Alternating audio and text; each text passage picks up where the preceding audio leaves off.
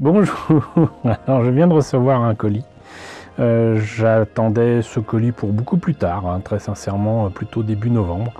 Mais là je viens de le recevoir et je me suis dit que ça serait l'occasion de vous montrer ce qui est reçu avec les fascicules habituellement. Alors ils sont en retard d'un cadeau d'abonné, a priori. Il s'agit de la collection Alien. Voilà, la fameuse collection Alien. Donc là, comme vous le voyez, il y a un classeur pour mettre les fascicules. Ils sont pas bien épais, cela dit. C'est toujours aussi énervant de voir qu'ils font payer ça 8 € quand même. 8 € pour ça. C'est indiqué là. Hein. Et j'attends toujours un cadeau qui était manquant il y a 2 ou 3 colis de ça. C'était une plaque en métal ou je ne sais quoi. Il faudra que je leur écrive pour ça, pour leur rappeler qu'ils m'ont oublié un cadeau. Mais là, vous avez du coup un autre cadeau qui est le mug Alien. Voilà. Prendre son café en regardant Alien. Voilà, bon, rien de super folichon et puis surtout pas propre. Hein. Je viens de le sortir du carton. Ça, autant c'est une image tirée du premier film, autant là, je sais pas. Mais bon, donc voilà, juste pour vous montrer ça. Et du coup, je me suis dit que ça serait peut-être marrant de voir au moins un numéro. Donc là, je pense que logiquement c'est le 20, 21, 22, 23, c'était même pas dans le bon ordre. Donc on va voir le numéro 20. Bon, pour éviter une intro un peu trop rapide, je vous propose de découvrir l'intérieur du paquet immédiatement. Voilà, et donc a priori donc encore des morceaux de côte et de la jambe droite. Toujours impressionnant de voir ces pièces en métal là qui font gling gling. Mais de se dire que ça c'est quand même 12 €, ça fait un peu mal quelque part. Mais bon, a priori le résultat sera très bon. Je vous rappelle d'ailleurs au passage que donc effectivement c'est pour monter un Alien ou un deuxième, donc il fera 1,20 m quand même au final, il aura de l'électronique et tout. Je ne monte pas ce kit. Je reçois les fascicules pour un ami qui ne peut pas le commander depuis la Belgique et du coup il m'a autorisé à vous présenter tout ça au passage. Voilà, donc c'est cool. Et sinon, si vous voulez voir la réalisation de cet Alien, je vous conseille d'aller voir sur 2 chaînes, les chaînes de mes amis Chris Collection et la chaîne du Monde d'Ilmic. Voilà, allez sur leur chaîne, vous verrez, ils proposent régulièrement des vidéos sur les fascicules qu'ils reçoivent de leur côté ou qu'ils ont peut-être en kiosque, parce qu'ils ont pas mal d'avance sur moi. Donc n'hésitez pas à consulter leur chaîne, vous saurez tout ce qu'il y a à savoir sur le montage. Moi en attendant, je vais continuer à vous présenter les fascicules.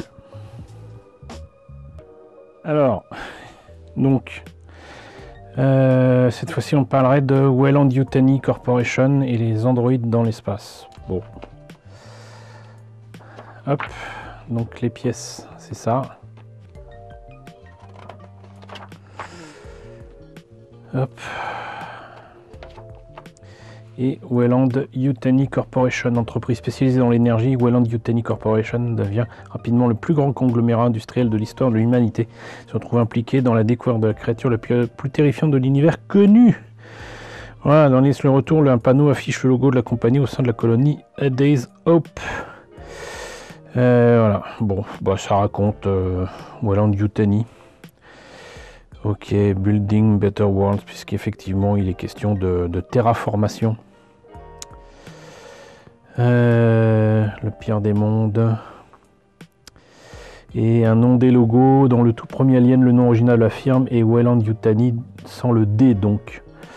On le doit au designer Ron Cobb qui voulait indiquer que dans le futur l'Angleterre est redevenue une puissance industrielle en s'alliant au Japon. Il s'inspire de la marque d'automobile britannique British Leyland et du nom d'un de ses voisins de nationalité japonaise et invente alors le nom d'une société pour laquelle il imagine un logo inspiré de l'architecture égyptienne. Lorsqu'il rédige le script d'Alien le Retour, James Cameron rajoute le D à la fin de Weyland, modifie le logo, un W et un Y superposés et donne un conglomérat une place scénaristique bien plus importante. Aujourd'hui, le nom Weyland-Yutani est l'un des éléments le plus reconnaissables et populaires du merchandising lié à la franchise Alien, effectivement. Voilà, bah ça c'est les informations qui m'intéressent. Du blabla tiré de je sais pas d'où. Si vous pouvez indiquer les sources, bon, même. Bref. Les guerriers aliens, voilà, ça c'est bien parce que même si ça n'a rien à voir avec l'alien que propose cette collection, peu de personnes ont compris que les aliens changent d'un film à un autre. Et les aliens de James Cameron ne sont pas les aliens du film de Ridley Scott. Voilà. Et donc ils appellent ça souvent les aliens warriors. La tête est différente. En fait, les détails qu'il y avait sur le crâne ici sont tout à fait visibles. Il n'y a pas une espèce de coque sur la tête. Je ne vais pas dire que James Cameron a fait simplifier le design, mais pas loin, parce qu'il avait besoin d'une créature qui finalement soit un peu plus vicelarde, un peu plus rapide, et il devait en faire plein. Donc il fallait en plus que les personnes qui soient sous ces costumes puissent enfiler ça facilement, rapidement. Donc ça peut avoir avec la créature du premier film de 79. Voilà. Et là pareil, il raconte des trucs. Une obéissance quasi télépathique, des crânes rainurés, voilà, c'est ce que je disais. Celui de l'alien original était parfaitement lisse et hautement réfléchissant. Le crâne de la seconde génération est marqué par des rainures régulières, rappelant l'aspect exosquelettique de leur cage thoracique. Les guerriers de Hades Hop mesurent environ 2,45 mètres de haut, ça se voit pas trop. Taille qui peut aller jusqu'à 4 mètres si on inclut la queue. Bon. C'est tout. Bon, les androïdes pour les missions spatiales.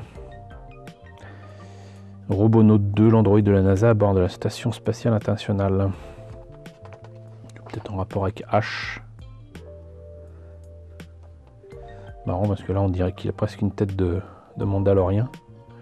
Alors que là ça me fait plutôt penser à un jeu vidéo, là, je sais plus comment ça s'appelle, Metroid. Et on a beau ne pas avoir d'horribles affiches du premier film. Les affiches ratées, ça fait bizarre. Là, pour le coup, ce fascicule de ce numéro 20, pas terrible. Bon, écoutez, j'espère quand même que la présentation de ce numéro 20 d'Alien vous a intéressé. N'hésitez pas à me dire ce qu'il en est dans la section commentaires. N'hésitez pas à liker, n'hésitez pas à partager, n'hésitez pas à vous abonner si ce n'est pas déjà le cas. Coucou aux nombreux abonnés qui m'ont rejoint ces derniers temps. Bienvenue ici, coucou aux grands anciens qui me suivent depuis bientôt 6 ans. Merci à tous de votre fidélité, merci à tous de votre soutien sur Tipeee et sur Paypal. Surtout prenez soin de vous, je vous laisse avec la liste des contributeurs de la chaîne et je vous dis à très bientôt pour la présentation du numéro 21 d'Alien.